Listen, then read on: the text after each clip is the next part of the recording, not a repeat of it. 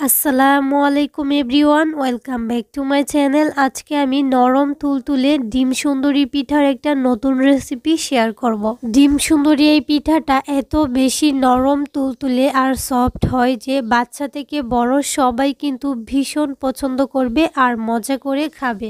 একদম কম উপকরণে সহজ রেসিপিতে ঝটপট বানিয়ে নিতে পারবেন এই ডিম সুন্দরী পিঠাটা। এই পিঠাটা দেখতে যতটা সুন্দর, খেতেও কিন্তু মাশাআল্লাহ অনেক বেশি মজার হয়। আমি একদম সহজ রেসিপিতে আপনাদের সাথে শেয়ার করার চেষ্টা করছি, আশা করছি আপনাদের ভালো লাগবে। তাহলে চলুন আর কথা না বাড়িয়ে ভিডিওতে একটা লাইক দিয়ে চ্যানেলটাকে সাবস্ক্রাইব করে শুরু করি আজকের নতুন রেসিপি।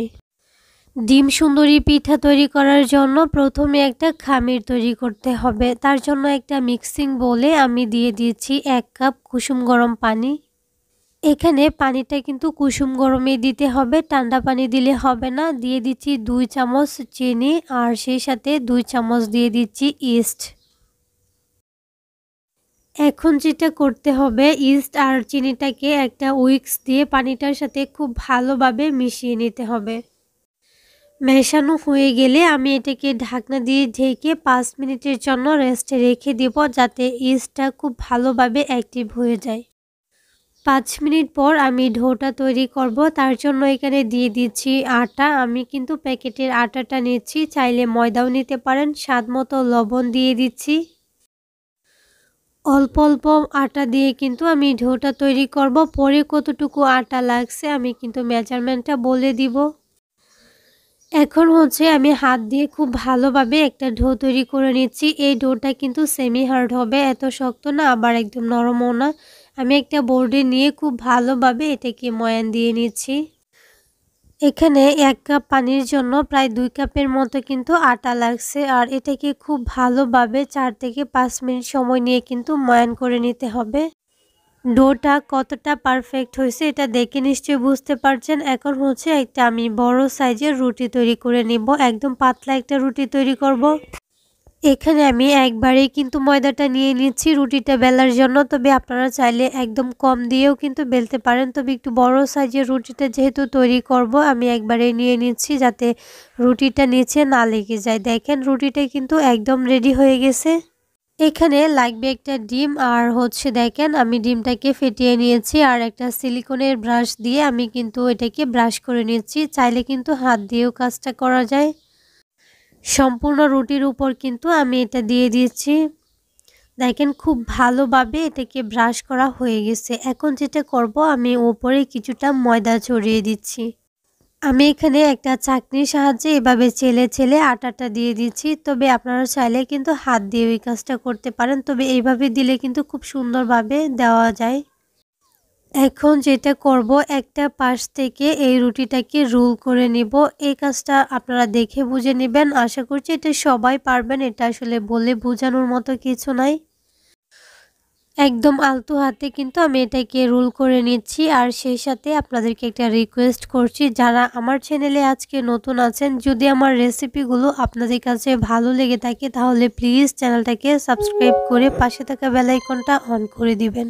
সাইডের অংশটা কিন্তু আমি হাত দিয়ে এইভাবে সিল করে নিয়েছি। এখন যাতে পুরো রোলটা একদম সমান হয় তার জন্য আমি এটাকে আবারও একটু রোল করে নিয়েছি। দেখেন এই কাজটা করতে হবে। অনেক সময় দেখা যায় মাঝখানটা মোটা হয়ে যায়, যদি এইভাবে কিছুক্ষণ ময়ান করেন তাহলে কিন্তু একদম ঠিকঠাক হয়ে যাবে। একটা ধারালো নাইফ দিয়ে আমি এভাবে কেটে নিচ্ছি। কাটার পর দেখেন ভিতরের লেয়ারগুলো একদম স্পষ্ট বোঝা যাচ্ছে। এই রুটিটার উপরে ডিমের যদি শুধু কুসুমটা ব্রাশ করে দেন তাহলে কিন্তু খুব সুন্দর একটা ইয়েলো প্লাস অরেঞ্জ একটা কালার আসবে, দেখতে কিন্তু খুব সুন্দর দেখা যাবে। সবগুলা যখন রোল হয়ে যাবে আমি একটা কলম নিছি, আপনারা চাইলে চপস্টিক অথবা কাঁটা চামচ নিতে পারেন। ঠিক মাঝখানটাতে এইভাবে চাপ দিয়ে নিচ্ছি, যার ফলে সুন্দর একটা ডিজাইন হয়ে গেছে। দেখেন এগুলো দেখেই কিন্তু অনেক বেশি সুন্দর লাগতেছে।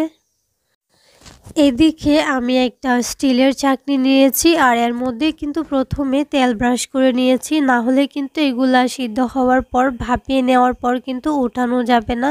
অবশ্যই তেল ব্রাশ করে নিতে হবে। তারপর একটা একটা করে আমি এগুলা দিয়ে দিচ্ছি।